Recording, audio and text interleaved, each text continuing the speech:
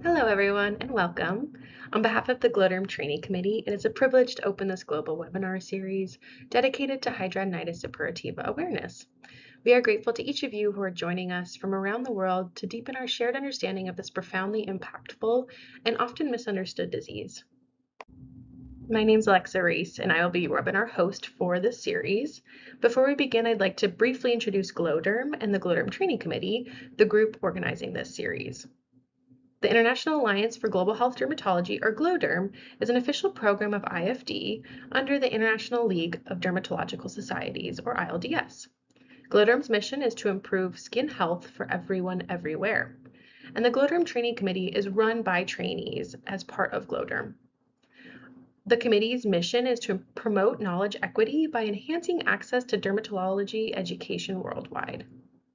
Some of the key initiatives include educational webinars that you'll be seeing over the next couple of days, networking and collaboration to connect trainees worldwide, and a podcast series addressing challenges in global health dermatology. This awareness series was developed to complement HS Awareness Week, which is the first week in June every year, an annual campaign dedicated to increasing public understanding of hidradenitis suppurativa, reducing stigma, promoting earlier diagnosis, and supporting people living with the condition. This matters because HS remains a condition marked by delayed diagnosis, under-recognition, and significant stigma. And our educational series supports this ongoing education on evolving therapies and multidisciplinary management. So we really encourage you to get involved as we think about HS awareness by participating in educational webinars like you are today, sharing your clinical insights and resources with colleagues and patients, engaging with patient advocacy groups and research initiatives, and promoting awareness through your clinics and social platforms.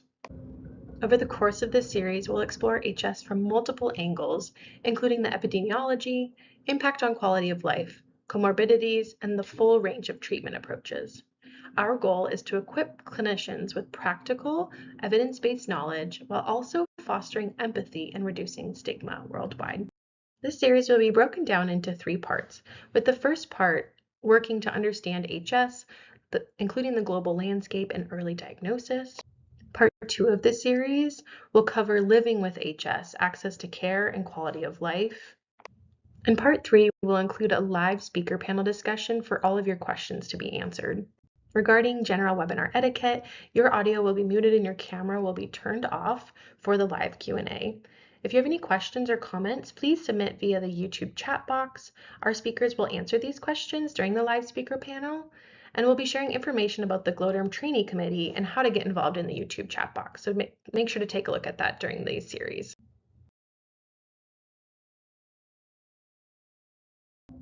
Kicking off part 2 of this awareness series is Professor John Ingram, who is a clinical professor and consultant dermatologist at Cardiff University in the UK.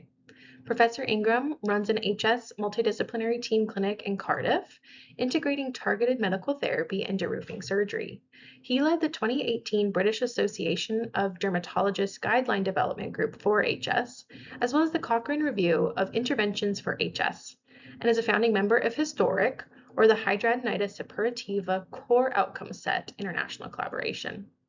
He is also Chief Investigator of H-Strong, the UK-Irish HS Treatment Registry Study, and President of H-Skin, the HS UK and Ireland Network. Professor Ingram trained in medicine at Oxford University, also gaining an MA in physiological sciences. He undertook his PhD in the field of inflammatory bowel disease and subsequently trained in dermatology in South Wales. During his training, he also completed an MSc in medical education. Professor Ingram is a dermatology specialty lead for Health and Care Research Wales and received a Merit Award from 2022 to 2027 from the UK National Health Service. He is also immediate past editor-in-chief of the British Journal of Dermatology, leading the journal from 2019 to 2024. We are delighted to have Professor John Ingram speak about the treatment of hidradenitis suppurativa across settings, including topical, oral, biological, and surgical approaches. Hello, my name is Professor John Ingram. I'm a clinical professor and consultant dermatologist in Cardiff in the UK. And it's a pleasure to present as part of this GLODERM series on hidradenitis suppurativa HS, looking across settings at topical, oral, biologic and surgical approaches to management. Here are my disclosures.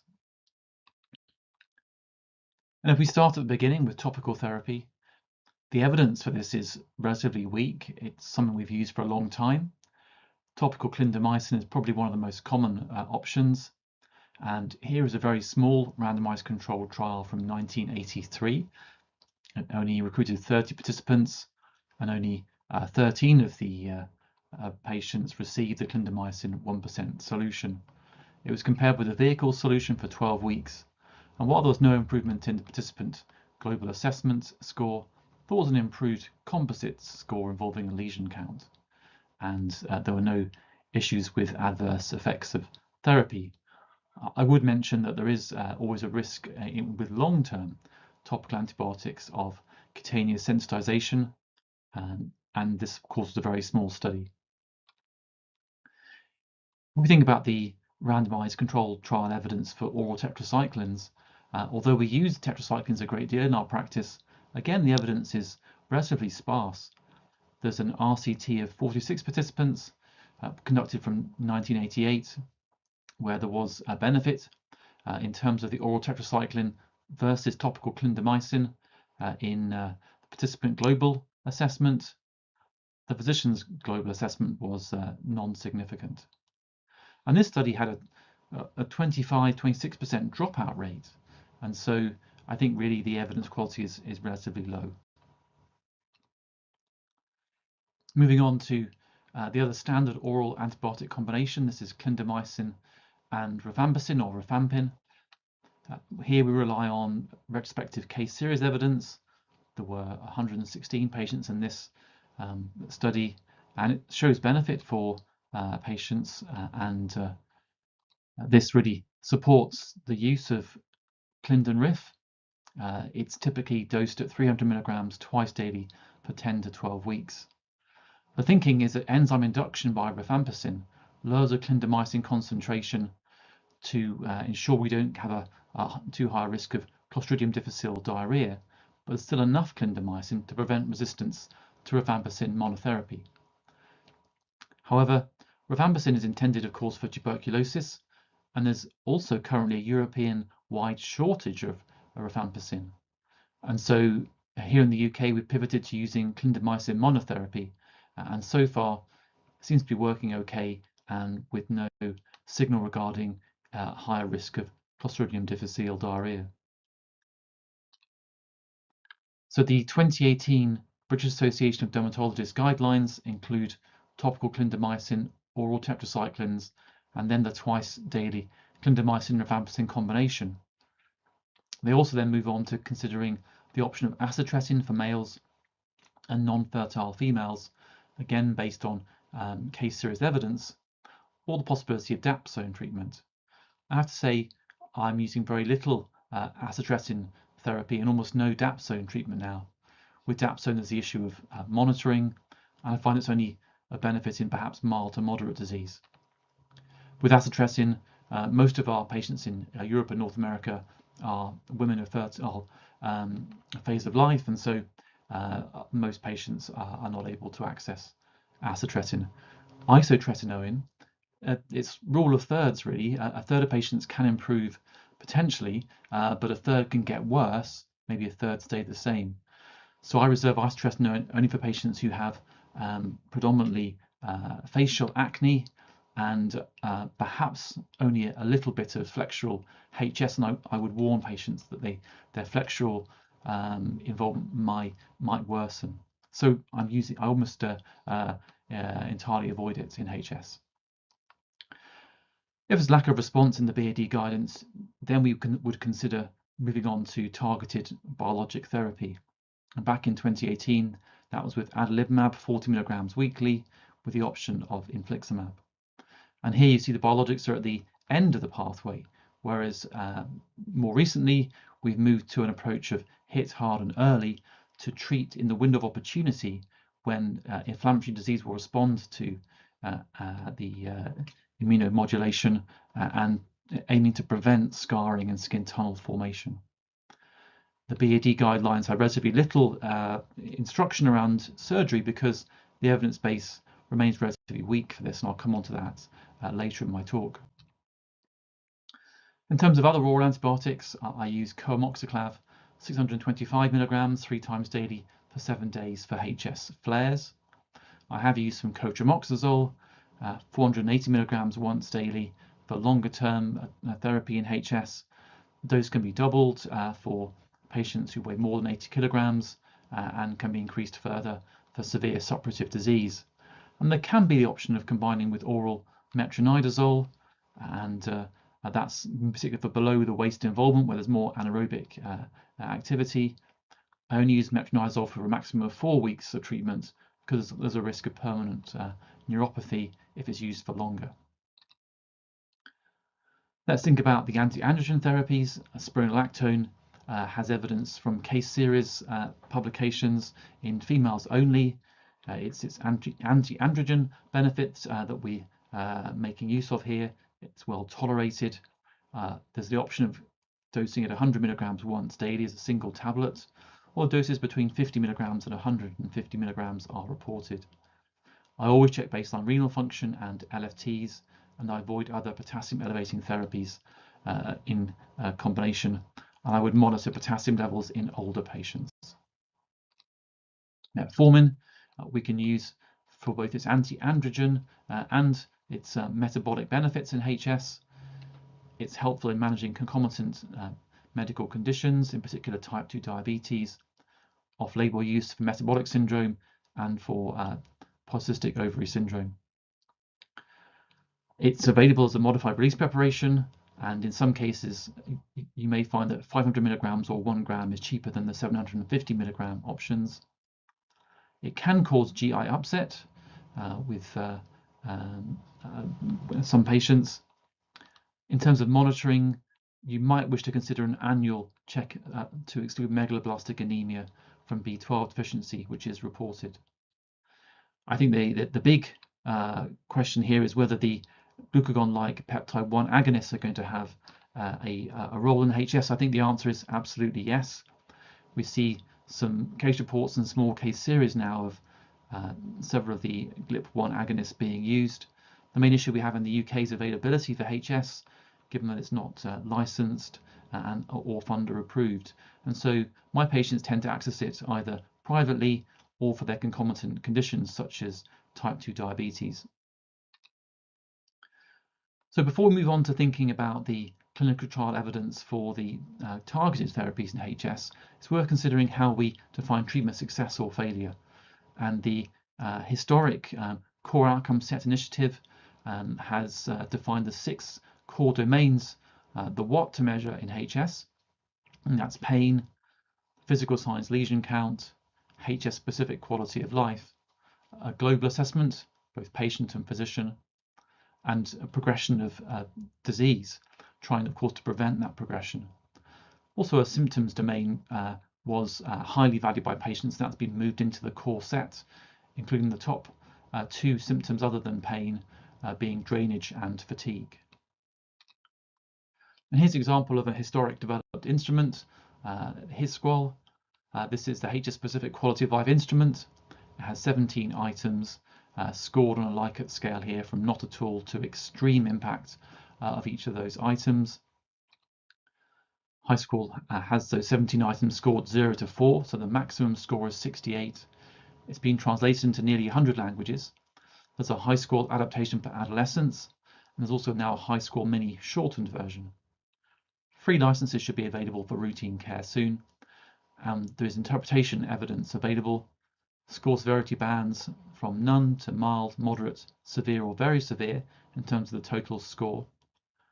The minimal important difference for the HISQOL total score is 12 points, and the clinically meaningful score reduction, that's a 2-point change on a global anchor, is 20 to 21 points. Another example of a patient-reported outcome developed by Historic is the drainage numerical rating scale. This looks at overall level of drainage and the worst level of drainage in the previous 7 days, measured 0 to 10. So let's move on then and look at the primary endpoints of the phase 3 randomized controlled trials in HS. And these typically use the HISQOL endpoints mandated by the drug regulators. High score is a 50% reduction in the total abscess and inflammatory nodule count from baseline, and it's achieved via a 50% reduction provided there is no increase in the absolute number of abscesses or draining tunnels. And you can see here evidence for secukinumab. This is the anti-IL-17 therapy, which is the second licensed biologic, the first being the pioneer studies for adalimumab. And so we see here quite similar results to the pioneer studies with attainment of high score 50 of about 45% at week 16, the primary endpoint for patients on the 2 doses of secukinumab, and placebo response relatively high, and that's a problem for HS clinical trials of around 30 to 33%. And then when the placebo group is dosed with the active secukinumab, there's a rapid up stroke there to similar attainment of high score 50, and there is at least maintenance of response from week 16 to the 1 year mark.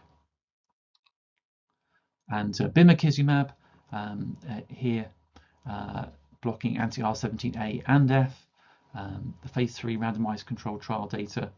You can see high score 50 in the top right hand corner, high score 75 in the bottom right hand corner. That's a 75% reduction in the abscess and inflammatory nodule count.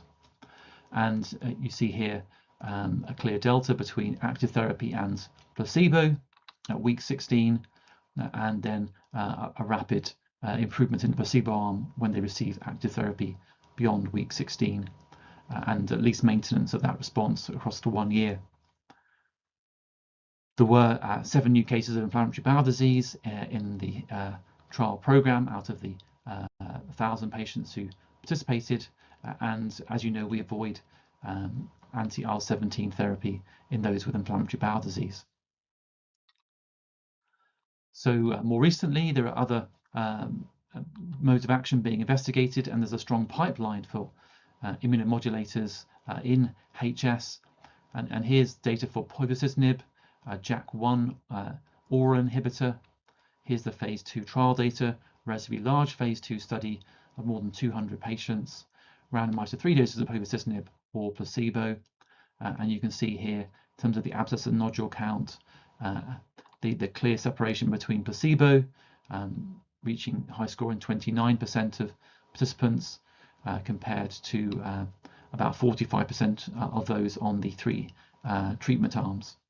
There was one pulmonary embolus in a patient on the low-dose povorcitinib group, and as you know, we have to be cautious regarding thromboembolic events or MACE, that's cardiovascular events, with the use of JAK inhibitors based on the rheumatological literature. So the European guidelines were updated about a year or so ago, and these now stratify the degree of inflammation, mild, moderate or severe, based on the IHS4 score, where inflammatory nodule is given a score of 1, an abscess score of 2, and drain tunnel a score of 4. As you see here, the moderate is an IHS4 score from 4 to 10, so a single draining tunnel gives a score of 4 and puts the patient into moderate disease. And that's then a trigger for us to consider targeted therapy based on the licenses for adalimumab, secukinumab and bimekizumab for moderate to severe HS. Antibiotics are still included in the European guidelines, but now there's a more emphasis placed on those targeted therapies, as I mentioned. There's also the option of intravenous antibiotics, ertapenem, for very severe HS. When we look at a meta-analysis of all of those targeted therapies, there's a lot of data here, but third from the top is adalimumab, so the first licensed therapy for HS. And you can see here it currently is one of the better options, but the main perhaps thing to highlight here is the wide confidence intervals of all of this data, which shows that there's no clear best treatment, and really we need bigger studies to narrow those confidence intervals or additional studies. If we look at the non-drug therapy for HS, the European guidelines divide this via Hurley stage, which is very appropriate because Hurley was a plastic surgeon who was staging for surgical procedures in a single skin region based on the level of scarring. So early stage 1 is scattered sporadic inflammatory lesions with no scarring. Stage 2 is an increase in inflammatory activity with, importantly, scarring, skin tunneling occurring. Stage 3 for a skin region is when those inflammatory lesions and scarring coalesce into a plaque of involvement. So laser treatment can be considered across the spectrum of non-inflammatory HS. Incision and drainage is an option. De-roofing, a HS-specific procedure I'll come on to describe in a second, and excision, either narrow or wide excision, with various different closure methods considered. And I think in terms of whether we use medical or surgical therapy, in reality, most of the patients presenting to us in secondary care right now will have a mix of inflammatory and scarring disease. They're typically already moderate before we get to meet them, and so they're going to need a combination of medical therapy and surgical therapy. Medical to treat the inflammatory burden, surgical to treat the scarring. And we can combine those therapies safely in terms of adalimumab and wide local excision based on the Sharps randomized trial, which was published in 2021. 200 HS patients required a wide excision, and they were randomized to receive either adalimumab injections or placebo injections 12 weeks prior to their surgery, and continued throughout the time of surgery, the perioperative period, and 12 weeks postoperatively, which was the primary timing of the endpoint.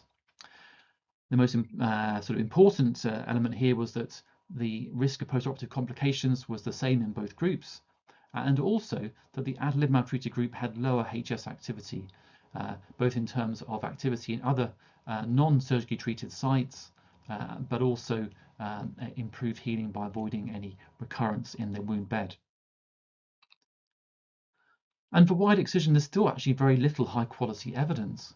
There was one small randomized controlled trial showing that secondary intention healing gives similar outcomes to grafting, and in fact with higher patient satisfaction for the secondary intention healing, in particular because there was no donor site. And in general, the wider the excision, the lower the recurrence rate, but the longer the healing time. So there's a trade-off here between those two variables. Axillary healing time for wide excision with secondary intention can be 3 to 4 months. For the groin region, it can be 3 to 9 months. And one issue we're finding in HS is that referring for general anesthetic procedures will vary depending on the local network, but often the procedure will be very delayed to the point where perhaps it never even takes place. And so we've pivoted now to doing more de-roofing procedures under local anesthetic in-house in dermatology. So here's de-roofing. It involves blunt probing of skin tunnels to tease out any of the branches to ensure the whole network is removed, which minimizes the risk of recurrence. It's all done under local anesthetic, and you can use either a loop diathermy as shown here, or a scalpel and scissors to remove the roof of the tunnel, revealing the keratinized base and inflammatory gelatinous material within the tunnel. And then the skin defect is allowed to heal by secondary intention, and with typically a flexible scar produced, which has improved functional performance. Dressings for the secondary intention wounds, it's important to get some pressure onto the region. It shouldn't be too bulky so that the movement of the shoulder is maintained in an auxiliary procedure, for example. It is challenging to dress some of these areas because we need mobility still around these joints. The dressings should be bulky enough to exert pressure and help to prevent discharge from the wound, but not so bulky that they restrict movement, as I mentioned. And for auxiliary procedures, I would recommend a little bit of gentle physiotherapy to ensure that the axilla maintains its range of movement or improves it. I typically ask patients to reach their hand out to the wall and then each day gradually move their fingers up the wall, spider-like, to increase shoulder abduction and prevent any tethering of the axilla. And typically, patients report improved mobility after procedures. Laser hair treatment is another option for HS, There are some side-to-side trials demonstrating improvements, and you can use any modality of laser hair ablation, and by disrupting the hair follicle unit, there may also be a role for prevention of HS in these treated areas. We should be mindful that there are still global treatment inequities in HS care. There's limited access to biologic and other targeted therapies in low and middle income countries. There's a shortage of HS surgical expertise and surgical operators. There's also a shortage of HS specialist nursing care, and I would include in here the two core skills of biologic care and wound care combined in that concept of a HS specialist nurse. And wound care has been perhaps overcomplicated in some settings, and really a straightforward compression dressing is perhaps all we need in most surgeries to ensure that cost does not become a barrier to care. And then thinking finally about the team that we need to manage well our HS patients, I would argue that dermatology is the centre of the multidisciplinary team, covering medical therapy and deroofing. We should also link with our primary care colleagues regarding our patients' mental health and cardiovascular issues. If we can access general anaesthetic procedures via surgical colleagues, that can be very helpful for wide excision. Our specialist nurses, as I mentioned, have a very important role. Psychology is important given the impact on mental health with chronic pain, weight management, smoking cessation, lifestyle modifications. Our use of antibiotics hopefully will be decreasing over time, but we still need to link with microbiology and infectious disease colleagues around their use, particularly for intravenous antibiotics for rescue therapy. And then the comorbidities will require medical specialty support in terms of gastroenterology for inflammatory bowel disease, rheumatology for seronegative arthritis, and cardiology for those cardiovascular issues. So with that, I'll leave you with an image of Cardiff Bay, and my thanks for your attention. To round out part 2 of this awareness series, we are joined by Dr. Afroza Jesmin to discuss the comorbidities, symptom management, and quality of life in hidradenitis suppurativa. Dr. Jesmin is an assistant professor of dermatology and a consultant dermatologist in Bangladesh's public health sector. She is also a GLODERM mentee in the Class 4. Her expertise spans clinical dermatology, neglected tropical diseases, global dermatology, and dermatosurgery. Her clinical and research interests include hidradenitis suppurativa, psoriasis, neglected tropical diseases, and advancing skin health equity in resource-limited settings. Beyond her academic activities, Dr. Jesmin is actively involved in establishing the first and only HS patient support forum in Bangladesh in collaboration with the Bangladesh Academy of Dermatology. She leads initiatives aimed at improving awareness, promoting early diagnosis, and strengthening patient support and expanding access to care for this often neglected disease. Additionally, she has organized multiple educational workshops for dermatologists focusing on timely diagnosis and practical, affordable management strategies for HS in low-resource settings. Dr. Jesmin is engaged in several international collaborations, working with HS Connect, the Global Hidradenitis Suppurativa Atlas, ILDS, and GLODERM on research, patient advocacy, and global dermatology initiatives. We're so delighted to be joined by Dr. Jesmin today. Hello everyone, I am Dr. Afroza Jesmin, working as an assistant professor in Doha Upazila Health Complex under Ministry of Health and Family Welfare Bangladesh. Welcome you all to my presentation, which is on comorbidities, symptom management, and quality of life in hidradenitis suppurativa. I have no conflict of interest.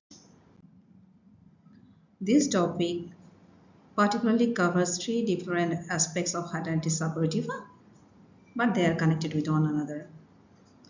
I'll try to speak on this topic in 3 segments. First of all, I'm going to speak on comorbidities in hidradenitis suppurativa.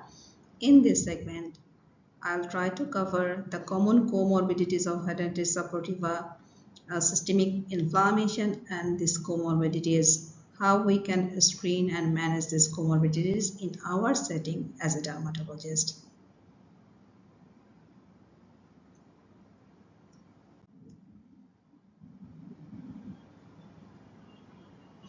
We all know hidradenitis suppurativa is a chronic, recurrent, debilitating skin disease presenting with recurrent inflammatory nodule abscess, which is very painful, leading to development of sinus, fistula, and ultimately leading to production of upregulated pro-inflammatory cytokine. This cytokine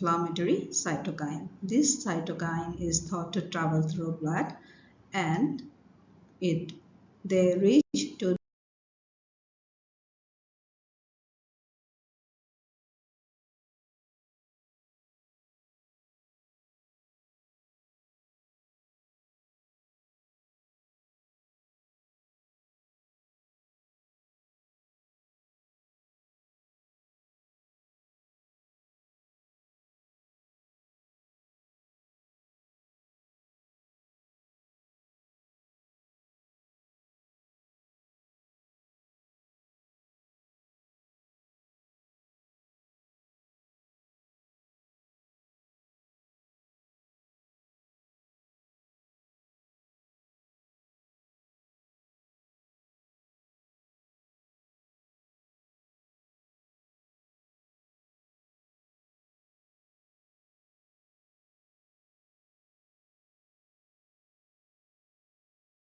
different systemic organ and cause systemic organ dysfunction. If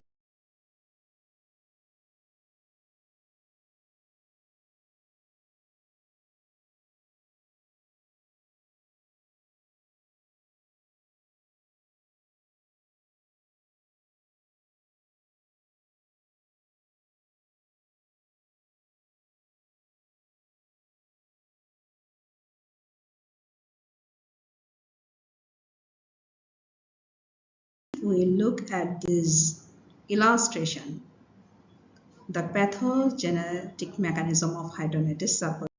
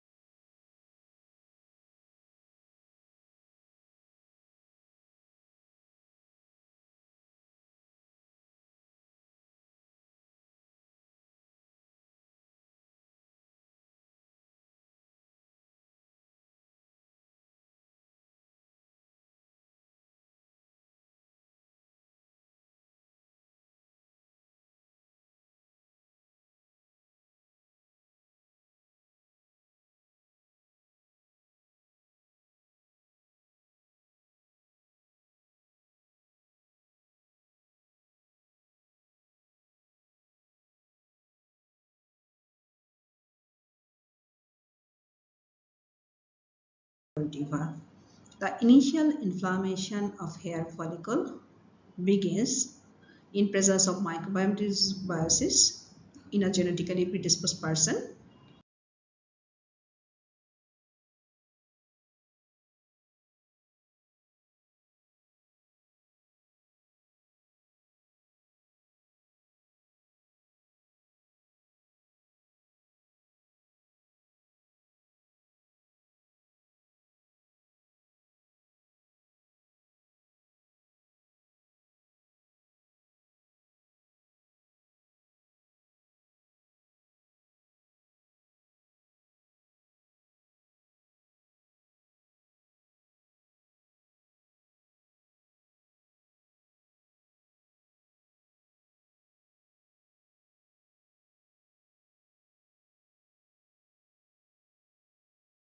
In presence of several risk factors like mechanical stress, obesity, there is insulin resistance, smoking, they all lead to initial inflammation in hair follicle, causing hyperkeratosis of follicular epithelium, occlusion, dilatation, and ultimately rupture of follicular content into the dermis, which lead to an aberrant immune response or exacerbated inflammatory immune response, causing development of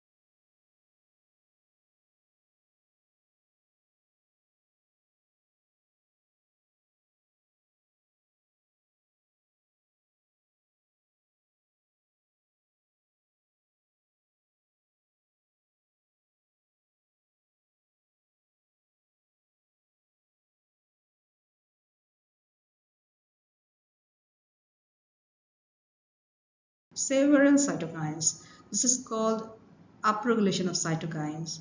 Interleukin 17, interleukin 22, interleukin 23, interleukin 1 beta, TNF-alpha inhibitor. These cytokines. This figure shows the HS-related risk of systemic organ dysfunction and associated inflammatory cytokine. These cytokines travel through blood and reach to different systemic organ, and causes systemic organ dysfunction, leading to cardiovascular disease, renal dysfunction, liver dysfunction, lung disease, inflammatory disease, inflammatory eye disease, inflammatory bowel disease, and so on. This is at a glance the comorbidities.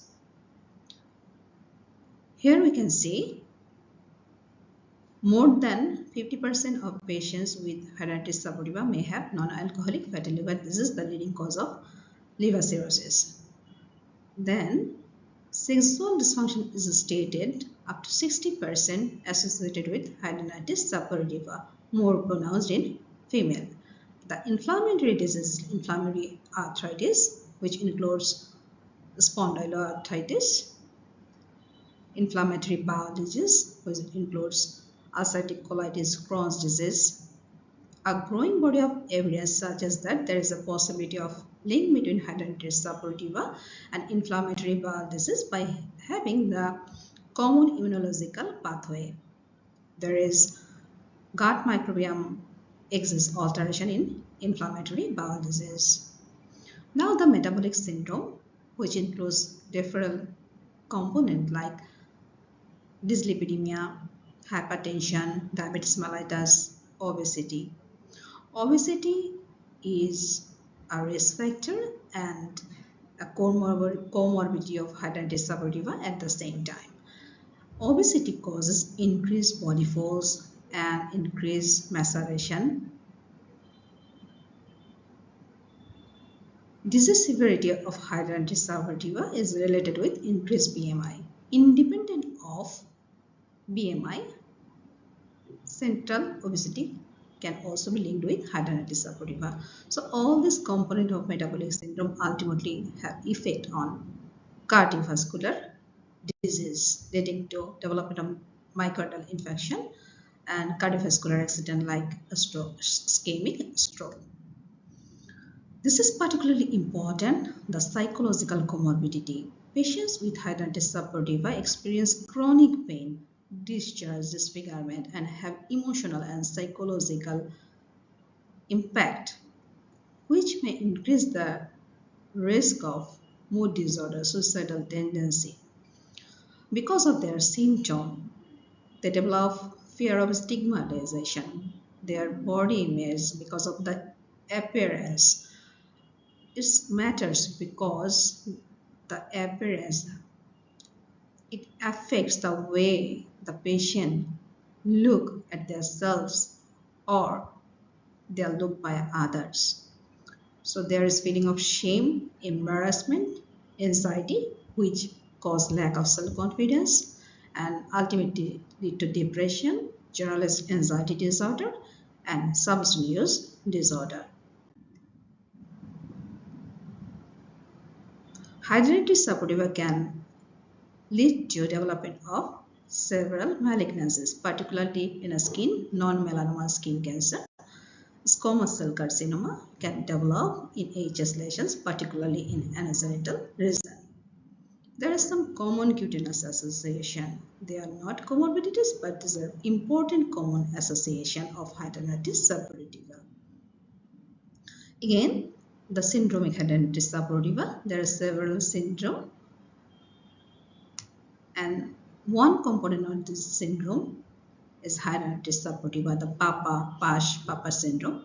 They all have one common component, that is hidradenitis suppurativa. Now, how we can screen these comorbidities in our setting as a dermatologist? First of all, diabetes mellitus. We can suspect from the symptom polyuria, polydipsia, polyphagia, or we could simply suggest fasting blood sugar or glycosylated hemoglobin if the result indicates diabetes mellitus, we can refer the patient to relevant endocrinology department. Next, the obesity. We can simply measure the BMI, body mass index, waist circumference, and if the value is BMI more than 25/25, waist circumference equal to or more than 80 centimeter in women or more than 94 centimeter in men, we could say the patient is obese.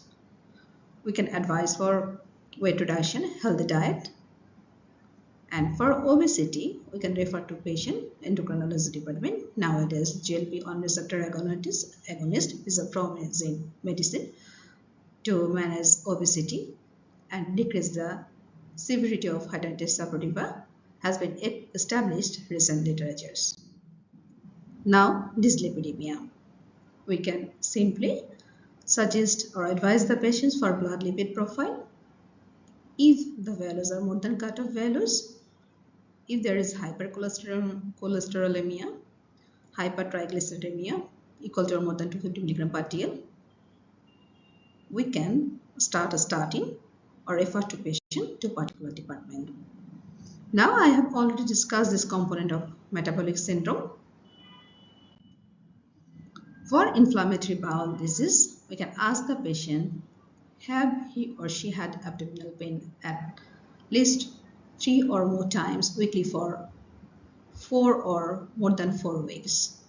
Is there any bloody stools and diarrhea more than 3 bowel movements daily for 7 consecutive days? If the answers are yes, we can suspect he or she might have inflammatory bowel disease. We can refer the patients to a gastroenterology department. For inflammatory joint disorder, we can ask the patient if he or she had joint pain, back pain, morning stiffness for at least 3 months, that sports in the morning and gets better throughout the day. We can also look for the peripheral joint swelling, axial joint pain, enthesitis, particularly pain in Achilles tendon and tendon, plantar fasciitis, or dactylitis. If the sign and symptoms suggest inflammatory joint disease, we can refer the patient to rheumatology department. For depression, if suspicious signs, a preliminary diagnosis can be made by using hospital anxiety depression scale and other depression scale in our outdoor setting. To screen the generalized disorder, suicidal tendency, pain, substance use disorder, we can also use the respective measuring tool. Now, how frequent we should screen? The recommendation is usually once a year, but if the symptoms suggest, we can screen more frequently. Now, what is the role as a dermatologist for screening of comorbidities in hidradenitis suppurativa?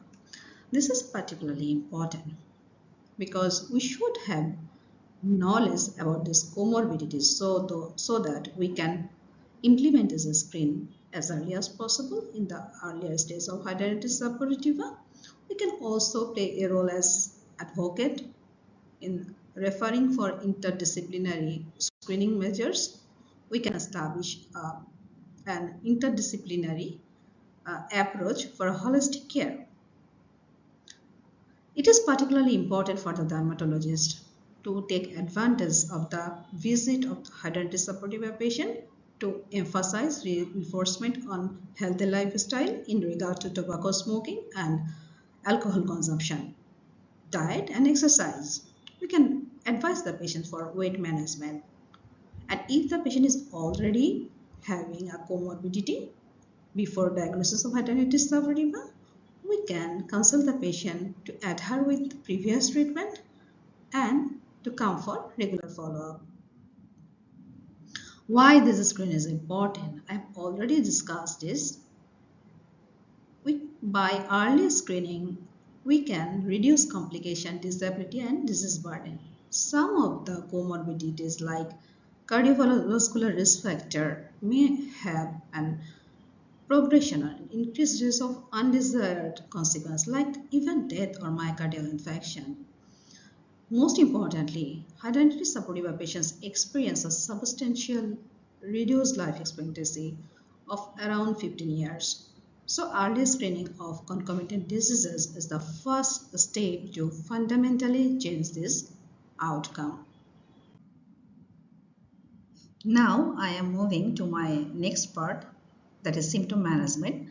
In this segment, I'll try to cover the common symptoms associated with hidradenitis suppurativa, their burden, and how we can manage the most prevalent symptoms like pain, itch, and malodor.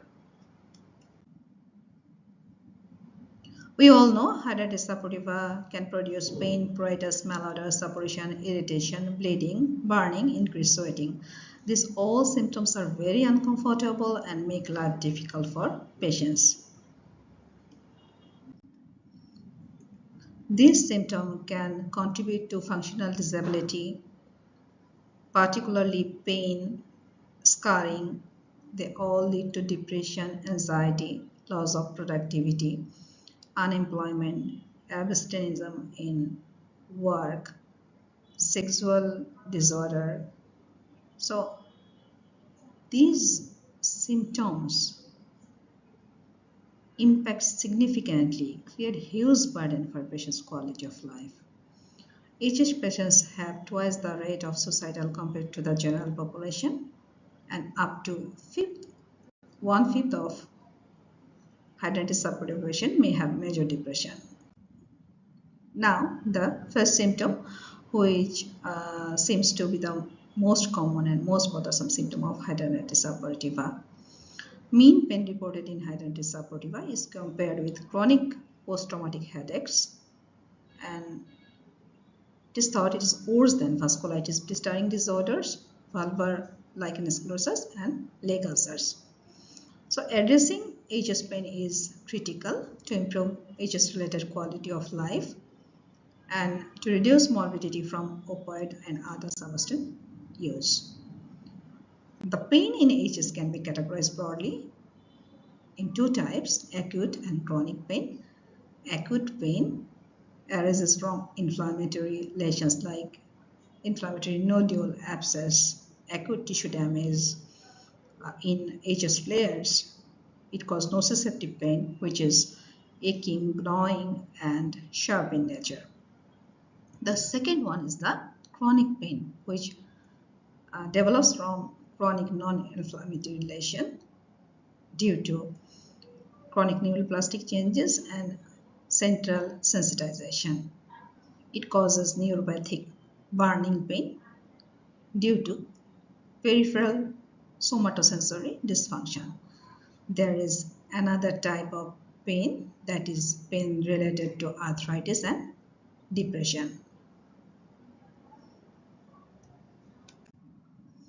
We can easily document this pain in our outdoor setting by applying two validated numeric tools. One numeric rating scale, another one is visual analog scale. The numeric rating scale is very easier to apply. The range is 0 to 10. 0 indicates no pain and 10 indicates worst possible. Now, how we can manage this pain in hidradenitis suppurativa in our setting? This is actually complex and challenging, but if we could control the disease, we can reduce the pain. So disease control is the key to manage HS-related pain. As there is no established hidradenitis suppurativa specific pain management guideline, the treatment of pain in hidradenitis suppurativa is based on general pain guidelines, expert opinion, and patient's preference. Multidisciplinary approach is vital, including different specialists, healthcare professional, pain specialist, psychologist, and wound care specialist. There are several options, starting from topical, intralesional, oral, surgical. Among topical analgesic, diclofenac gel, lidocaine, menthol, these are generally well tolerated, and the therapeutic level in tissue is only 0.1 to 10% of the plasma concentration of oral NSAIDs. So there is less chance of cardiovascular and gastrointestinal side effect from systemic absorption. But the problem is it can cause local irritation and local tissue reaction if there is any breach in the skin. Now the systemic opioid-sparing analgesics, which include oral acetaminophen, oral non-steroidal anti-inflammatory drugs including naproxen, diclofenac, ibuprofen, celecoxib. But we should remain cautious about their long-term use in regard to liver and renal dysfunction.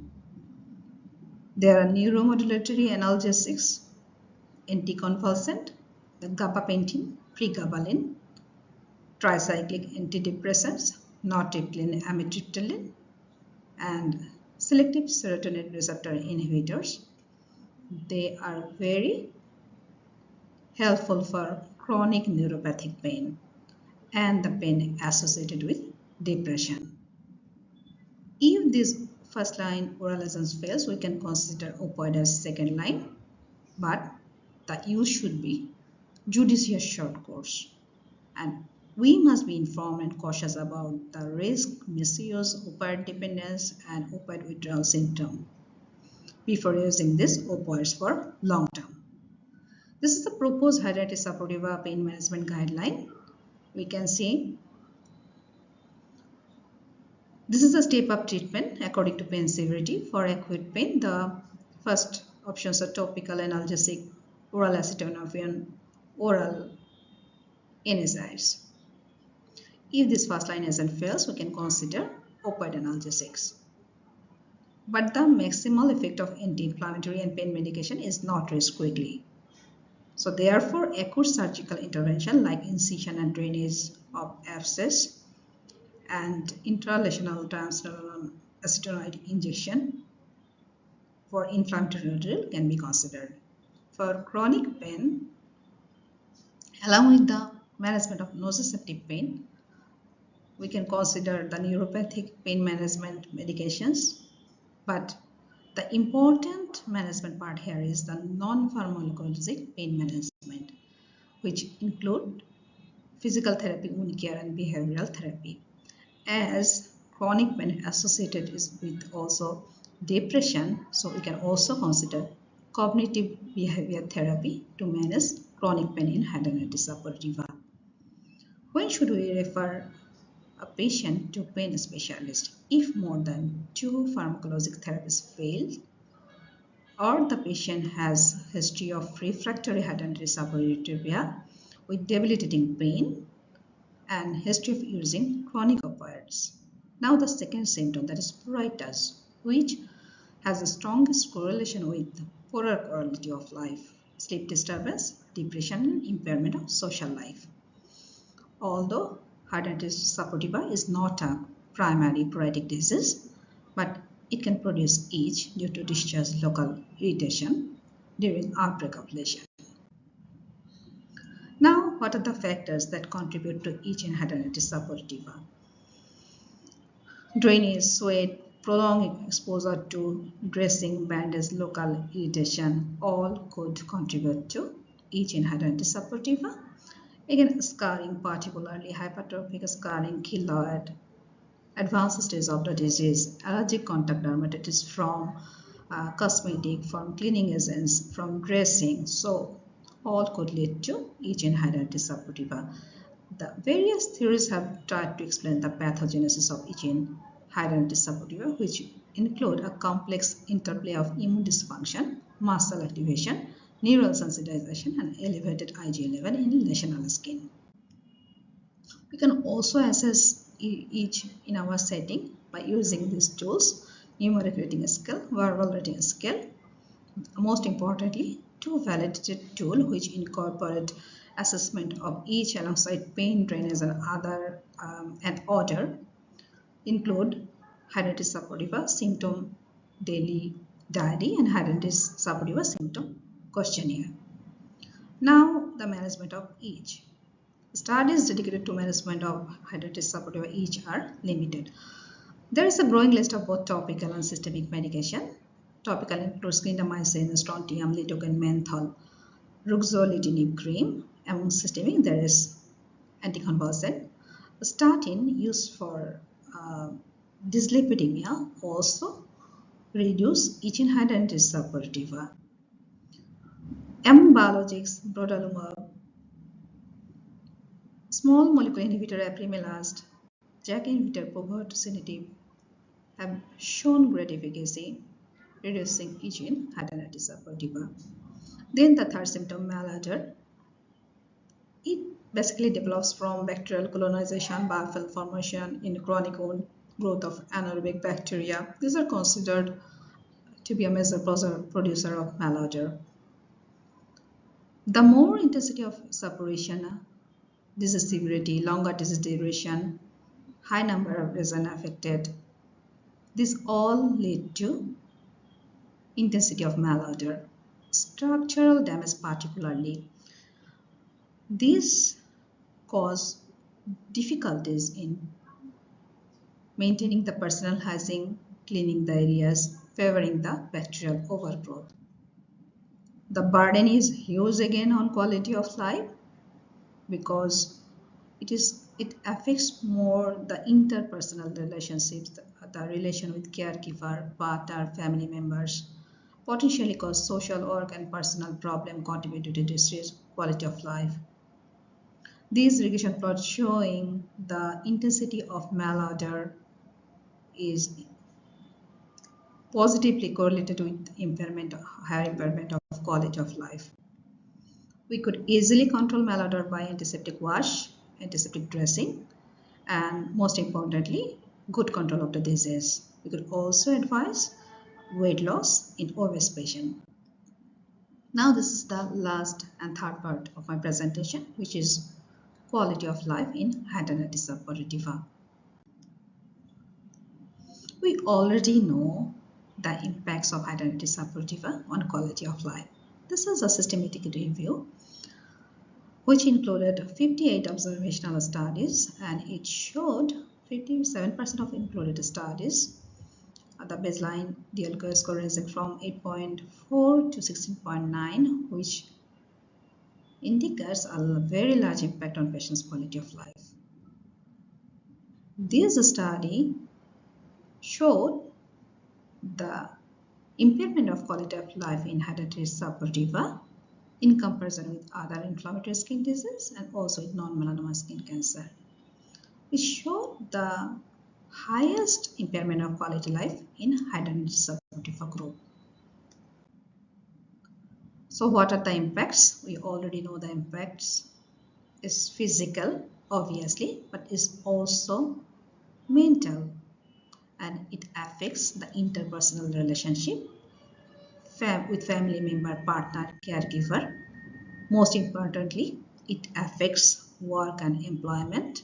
A retrospective cohort study among employed patients with hidradenitis suppurativa in United States found that patients with hidradenitis suppurativa experienced total days of work loss, lower annual income, significantly slower annual income growth. An impact on sexual quality of life. I have already mentioned the factors contributing to poorer sexual health in hidradenitis suppurativa. This particular study showed the impairment of quality of life in DLQI and female sexual distress scoring. These two scoring were higher in hidradenitis suppurativa group in compared to non-genital and genital psoriasis. We can easily measure this impairment by skin disease related common tool, that is dermatology life quality index. There are also some other hidradenitis suppurativa specific quality of impairment life instrument. These tools have been developed and validated in different language versions. The factors affecting quality of life, the symptom, the disease severity, the localization of the lesion, type of lesion, these all lead to impairment of quality of life. So far I have discussed the impairment in one aspect in terms of symptom comorbidities. Now, this particular flowchart, it demonstrates another aspects, the journey of hidradenitis suppurativa patient from diagnosis to get optimal care.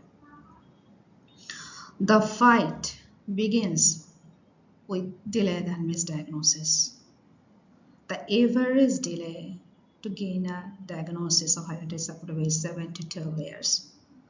A patient delays from onset of symptom to reach a medical practitioner for the first time, the average time is 2.3 years. A patient has to visit 5 or more different practitioners along with at least three misdiagnoses to obtain a correct diagnosis of hidradenitis suppurativa. So this is another struggle, this is another chance for hidradenitis suppurativa patient. Upon diagnosis, even though he is diagnosed, to get optimal care, he has to face several other challenges, particularly inadequate knowledgeable HS expert, lack of curative treatment, inadequate pain management, and patient has to endure a therapeutic drug trial to get a best option for him or her.